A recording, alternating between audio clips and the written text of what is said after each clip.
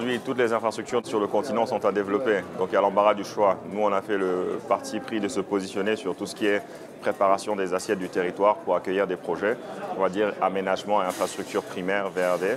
Ensuite, le résidentiel, avec un focus sur le plus haut du marché et de plus en plus sur des projets à grande échelle. Moyen de gamme, éventuellement, on va arriver à l'économique et au social. Et surtout sur des infrastructures business qui améliorent l'attractivité en termes d'affaires, du cadre d'affaires de nos pays et de nos villes principalement.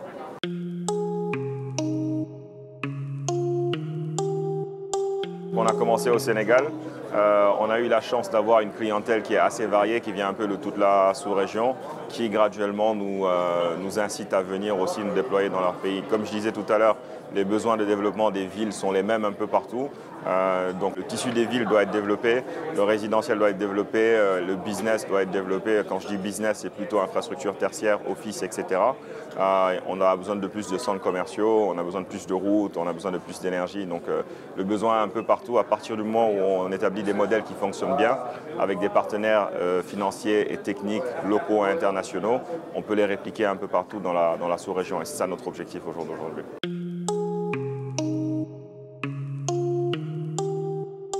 Je pense que tous les investisseurs sont mus par plusieurs objectifs, mais il y a toujours l'objectif économique qui est là, et surtout l'objectif aussi d'impact de développement sur le continent. Donc il est facile de positionner les projets par rapport à ces objectifs. À partir du moment où ils font sens, on est un continent d'opportunités.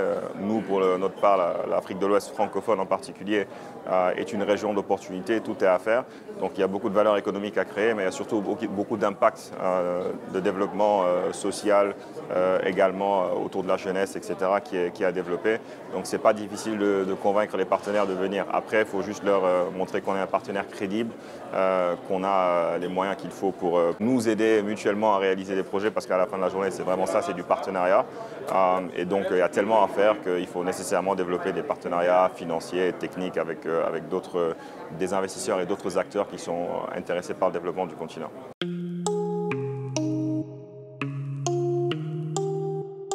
Le contexte politique, c'est juste une complication, mais ça ne change pas les besoins de fond. Donc ces besoins doivent toujours être solutionnés. Après, il y a toujours des phases par lesquelles on passe qu'il faut juste gérer.